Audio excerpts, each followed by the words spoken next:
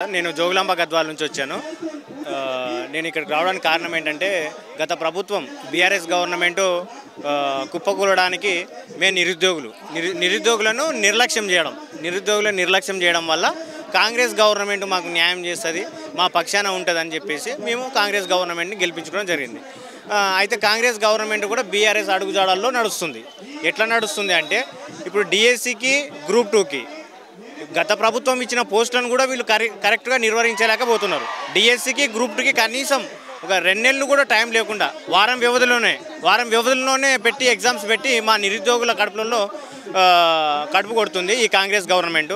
దయచేసి కాంగ్రెస్ గవర్నమెంట్ ఈ డిఎస్సికి గ్రూప్ 2కి మరియు ఇతర ఎగ్జామ్స్కి ప్రతి ఎగ్జామ్కి కనీసం 3 నెలలు సమయం వ్యవధి ఇస్తే విద్యార్థి ఎక్కువ ఎగ్జామ్స్ రాసి జాబు పొందే విధంగా ఉంటుందని చెప్పేసి నా అభ్యర్థన.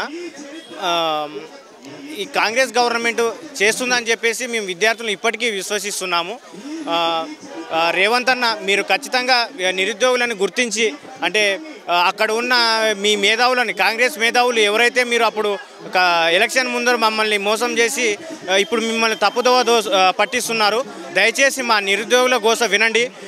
మరియు ఈ గురుకులాలు ఎవరైతే మీ అపాయింట్మెంట్స్ ఇచ్చారో వాళ్ళు ఇప్పటికీ ఇంకా జాబ్లలో నింపలేదు. మరియు ఇతర ఏడబ్ల్యూ ఏఈలు అన్ని ఉద్యోగాలు అన్ని రిజల్ట్ ఇచ్చారు, కానీ ఏ నిరుద్యోగిని కూడా ఇంతవరకు జాబ్లోకి తీసుకోలేదు. అందరినీ కూడా అపాయింట్మెంట్స్ ఇచ్చి తొందరగా అందరికీ నిరుద్యోగులకు న్యాయం చేస్తారని చెప్పేసి నేను భావిస్తున్నాను. మా డిమాండ్ ఏంటంటే గ్రూప్ 2, గ్రూప్ 3 పోస్టులు పెంచాలి. గ్రూప్ 2, గ్రూప్ 3 సేమ్ సిలబస్ ఉంది కాబట్టి అవి డిసెంబర్లో పెట్టాలి. ఈ డిఎస్సి ఇంకొక నెల అంటే టెట్ మొన్ననే అయిపోయింది, నార్మలైజేషన్ కూడా అవ్వలేదు. ఈ డిఎస్సికి కనీసం ఒక నెలన్నర గ్యాప్ ఇస్తే మాకు చదువుకోవడానికి బాగుంటుంది. ప్రతి ఎగ్జామ్కి 3 నెలలు సమయం ఇవ్వాలి. ఇప్పుడు ఎడ్యుకేషన్ డిపార్ట్మెంట్లో ఎవరైతే ఉన్నారో దేవసేన మేడము ప్రతిదీ కోర్టుకు పోయే విధంగా చేస్తున్నామే. ఈ ప్రమోషన్స్ కానీ ఈ టెట్ నార్మలైజేషన్ కానీ ఈ టెట్ ఆన్లైన్లో పెట్టారు, దానికి నార్మలైజేషన్ ఖచ్చితంగా ఉంటుంది. ఎందుకంటే మనకు ఒకటే రోజు పెట్టలేదు ఎగ్జామ్, ఆన్లైన్లో నిర్వహించడం వల్ల షిఫ్ట్లో వారీగా ఎగ్జామ్స్ జరిగినాయి. ఇట్లా జరగడం వల్ల ఏంటంటే ఒక సెషన్లో ఈజీ వస్తుంది, ఒక సెషన్లో టఫ్ వస్తుంది.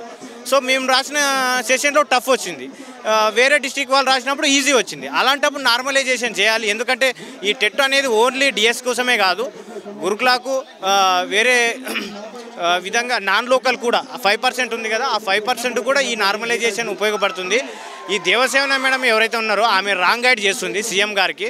మొత్తం ప్రతిదీ కూడా కోర్టుకు పోయే విధంగా ఈ విధంగా చేస్తుంది ఆమె. సో ఈ ఎవరైతే అధికారులు ఉన్నారో వాళ్ళని త్వరగా మార్చి ఎడ్యుకేషన్ డిపార్ట్మెంట్లో రెవల్యూషన్ తీసుకురావాలని చెప్పేసి నేను కోరుకుంటున్నాను. ప్రతి ఎగ్జామ్కి 3 నెలల టైం ఇచ్చి విద్యార్థులు ప్రిపేర్ అయ్యేలాగా చేయాలని చెప్పేసి నేను రేవంత్ అన్నను మీ ద్వారా నేను కోరుకుంటున్నాను.